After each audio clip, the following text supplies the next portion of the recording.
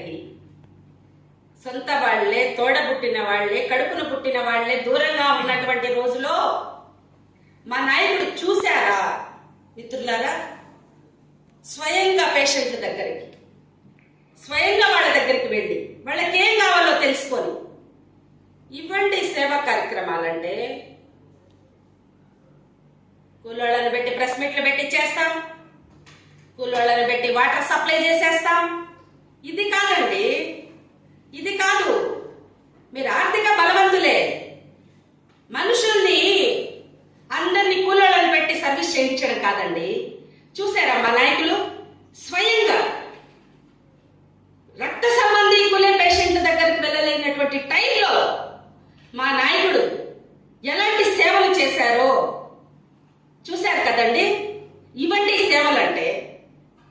మా నాయకుడు అఖండ మెజారిటీతో గెలవబోతున్నాడు విజయసాయి రెడ్డి గారు అని చెప్పడానికి చిన్న ఉదాహరణ అండి ఇది. ఆయన ఎన్నో సేవలు చేశారు, కానీ ఈ చిన్న విషయాన్ని మీ ముందు పెట్టాను ఈరోజు. మీరు ఎక్కువ మాట్లాడితే మా నాయకుడు చేసినటువంటి గొప్ప గొప్ప విషయాల్ని, పేద ప్రజల కోసం పార్లమెంట్లో మాట్లాడి ఏ విధంగా ఫైట్ చేశారు అనే విషయాల్ని అన్నీ కూడా మీకు తెలియపరచగలం. ఈ రాష్ట్ర ప్రజల సంక్షేమం కోసం సంక్షేమ పథకాలు అమలు చేస్తున్నటువంటి జగన్మోహన్ రెడ్డి గారితో కలిసి ఆయన చేసినటువంటి ప్రయాణం. మీకు మా నాయకుడికి పోటీయా? వైఎస్ కుటుంబాన్ని నవ్వునికేం లేదండి, మాట్లాడే నైతిక హక్కే మీకు లేదండి. మీరు ఈ పార్టీలో పదవులు అనుభవించి మీరు ఏం జరిగిందో మరి ప్రజలకు వివరించకుండా నమ్మక తల్లి లాంటి పార్టీని మోసం చేసి ఆ చంద్రబాబు నాయుడు ఏదో పెద్ద హీరో అని చెప్పి మీరు ఆయన దగ్గర మెప్పు పొందేదానికి అసలు అతనికన్నా సిగ్గుండాలి. కొంతమంది పేర్లు రెడ్ బుక్లో రాశా అని అన్నాడు. మరి అలాంటి వాళ్ళకి సొంత పార్టీ నాయకుల గొంతు కోసి రెడ్ బుక్లో ఉన్నటువంటి నీ రెడ్ బుక్లో ఉన్నటువంటి వ్యక్తులకి నువ్వు సీట్లు ఎలా ఇస్తావు చంద్రబాబు? వాళ్ళు దుర్మార్గులని, దుష్టులని మాట్లాడిన నువ్వు వాళ్ళకి సీట్లు ఇచ్చుకొని నీ సొంత పార్టీ నాయకుల గొంతు కోసావు కదా చంద్రబాబు.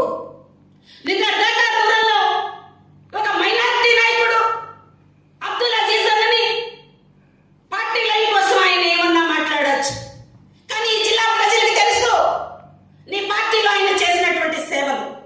ఒక మైనారిటీ నాయకుడు గొంతు కోసి ఈ రోజు వేరే వ్యక్తికి సీట్ ఇచ్చావు కదా చంద్రబాబు. ఇచ్చిన ఆయన కంటే బుద్ధి లేదు. బుక్లో రాశానన్నాడు కదా, సీట్ వద్దులేయ్యా, ఏదో మీ పార్టీలో పనిచేసుకుంటానని చెప్పొచ్చు కదా. ఒక మైనారిటీ నాయకుడిని రూరల్లో కష్టపడుతూ ఉన్నాడు, అతనికే సీట్ ఇద్దాము అని పెద్ద మనసు లేనటువంటి వాళ్ళకి మీరు సీట్లు ఇచ్చి మీ పార్టీ వ్యక్తులు గొంతు కోసినటువంటి మీరా మా జగన్మోహన్ రెడ్డి గారి గురించి మాట్లాడేది? కావలిలో చూస్తే సీటు నిన్నటిదాకా పని చేయించుకున్నా అన్న సుకన్య గొంతు వస్తావు. కోవూరులో చూస్తే దినేష్ గొంతు వస్తారు. రూరల్లో చూస్తే అజీజ్ అన్న గొంతు వస్తావు. తెలుగుదేశం పార్టీ కార్యకర్తలు కూడా ఒక్కసారి ఆలోచించాలని చెప్పి కూడా నేను విజ్ఞప్తి చేస్తున్నాను. మా జగన్మోహన్ రెడ్డి గారు ఏ కార్యకర్త కోసమైతే, ఏ పార్టీ కోసమైతే నిజాయితీగా నిలబడ్డారో వాళ్ళకి మరొకసారి పట్టం కడతారు ఈ రాష్ట్ర ప్రజలందరూ కూడా అని నేను తెలియపరుస్తూ ఉన్నా. మా ఖలీలన్న గురించి కూడా ఒకనాడు చెప్తూ ఉన్నా. నువ్వు పెద్ద ఆర్థిక బలవంతుడైతే అయి ఉండొచ్చు, మీరిద్దరు కూడా ఎంపీ అభ్యర్థి కావచ్చు, నెల్లూరు నగర అభ్యర్థి కావచ్చు, మీరు ఆర్థిక బలవంతులైతే అయి ఉండొచ్చు. మా ఖలీలన్న గారి గురించి ఒక మాట చెప్తా. మహిళలకి ఎలాంటి మర్యాదలు ఇస్తాడు, మహిళలంటే ఎంత గౌరవం అనేది నారాయణ గారు మీకు అసలు పోలికే లేదు మా ఖలీల్ భాయ్ గారితో. ఒకే ఒక భార్య ఆయనకి, ఖలీల్ భాయ్ గారికి. సొంత సామాజిక వర్గం వాళ్ళని కూడా వదలలేదు కదయ్యా నువ్వు. దేశాయి శెట్టి హనుమంతరావు గారు పార్టీ కష్టకాలంలో 2 సార్లు ఎమ్మెల్సీగా పోటీ చేశాడు. మీరు అధికారంలో ఉన్నప్పుడు సీట్ ఇస్తారని ఆశపడ్డాడు.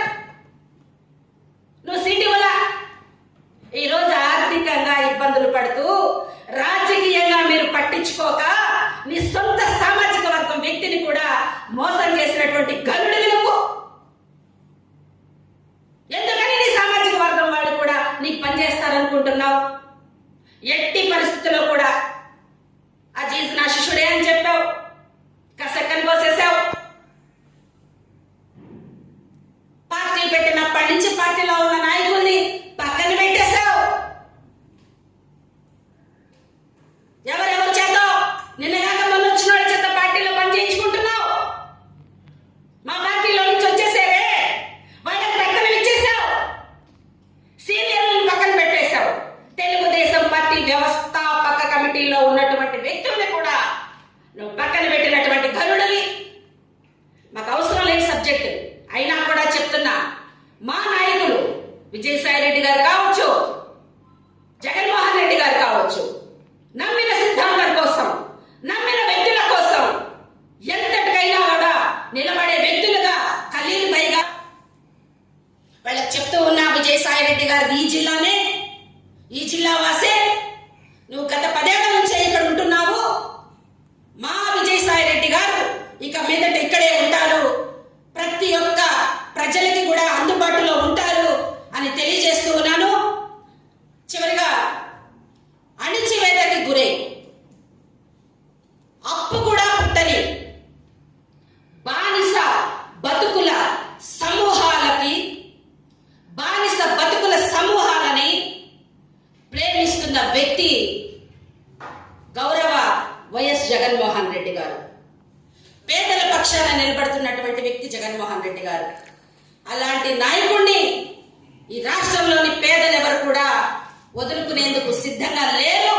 2024లో మరొకసారి జగన్మోహన్ రెడ్డి గారికి అఖండ మెజారిటీని ఇవ్వబోతూ ఉన్నారన్నటువంటి విషయాన్ని మీరందరూ కూడా గుర్తుపెట్టుకోవాలని, మీకు గాడికి తెలుసు గంధపు వాసన అన్నట్టు పదవులన్నీ అనుభవించి మా నాయకుడిని అగౌరవపరిచి మాట్లాడితే మాత్రం మేము చూస్తూ ఊరుకోమని చెప్పి తెలియపరుస్తూ ఉన్నాను.